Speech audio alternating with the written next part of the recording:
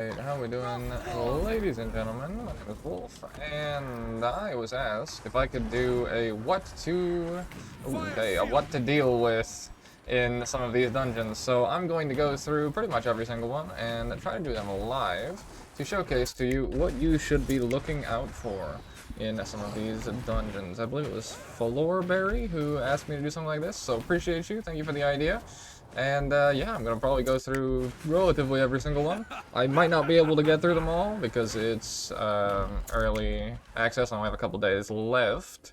But on full release, I will continue the series and update you with any of the new dungeons. So we are in Empyrean Sands here. So you saw previously where I just started the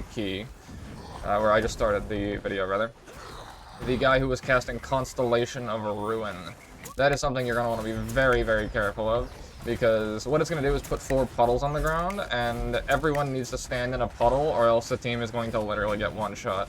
It is the first inclination of a soak that you need to stand in, or else the entire team is literally going to wipe.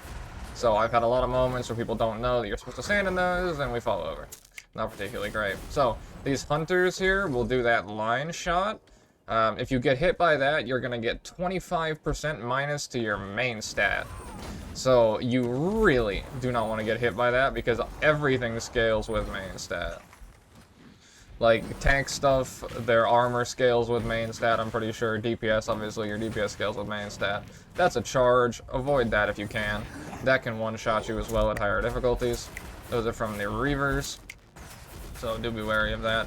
But it's really the projectile that'll hit you with the minus stat percentage that you really want to avoid. Or a Constellation of Ruin. The charge will send the healer flying. It happens. What can you do? I'm probably going to play worse, by the way, just FYI, because I will be trying to cover all the mechanics as I go through. So don't look at my DPS meter, I swear, I'm helpful. We'll grab that, and then in this case, most people will go left side, but you can. There is also a path down and around here, which is kind of interesting. The water elemental down here, you want to kick healing waters. These guys, you're going to want to be relatively careful of. Just go for some big AoE here. Try and kick the Wrath if I can. There we go. I'm going to ulti here, because this is one of the spots that can break a group if we don't pull this correctly. Watch out for the cleave, because I can do a lot of AoE damage to you. And then we did side pull, unfortunately, which was what I was worried about, which is why I ulted in the first place. But I think we're okay. Charge comes down. Not too bad, not too bad. Kind of unfortunate thing, by the way, that I should have addressed it in my thoughts video. But DPS have a lot of, like, oh, not a lot, but some, like, actual crowd control tools and what have you. Like, for example, Ardios has Fire Flash here, which is a 30-second blind, which is absolutely mentally overpowered. However, like, so many things, like, immune it, to the point that it's just kind of useless. Whereas Rhyme has her knockback, and her knockback can literally cancel every cast in the game, just about. Which is why she's just, like, turbo S tier. I'm probably going to do a for fun tier list eventually, but... Okay, here we want to kick the Greed's Embrace, because it's going to do a massive AoE pulse. Now, the thing is, it gives you increased haste per stack. So, in theory, you can get more DPS the longer you stand in that.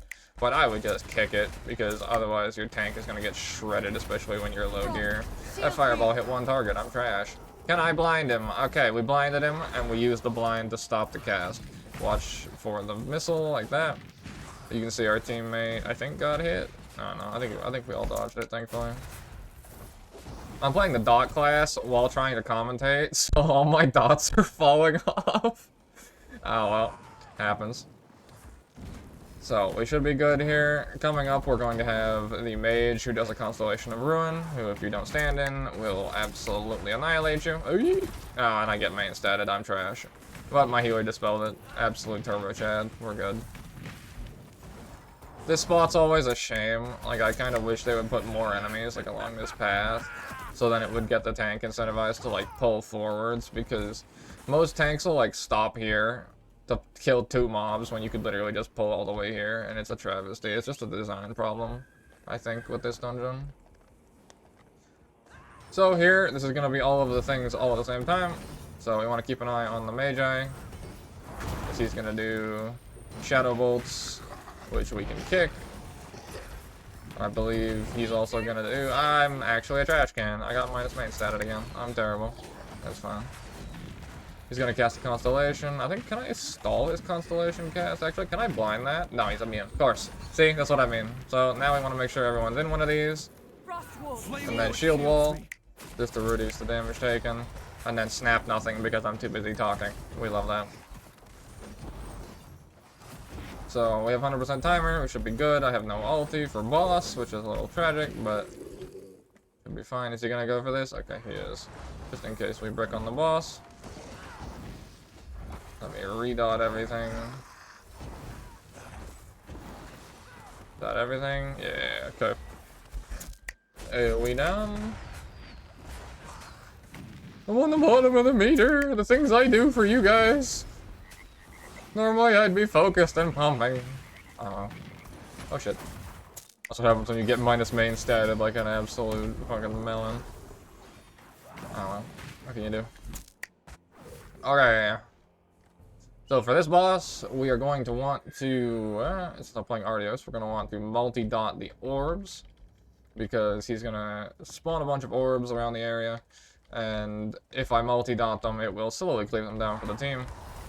So I'm going to save my ulti and not use it in the initial burst, even though I probably should. And we shall just wait for when that phase comes down. The Soul Seer is going to be a tank mechanic, which is just going to do raw damage to the tank. And then with this, it'll do an AoE around him, then you have to get in, then you have to go back out again. Or Rhyme just tanked it and didn't care. There's the Ruinous Starfall. So now we're going to dot everything. And in this case, I'm going to dot everything and then ulti the boss. I think it went off. Some of them went off.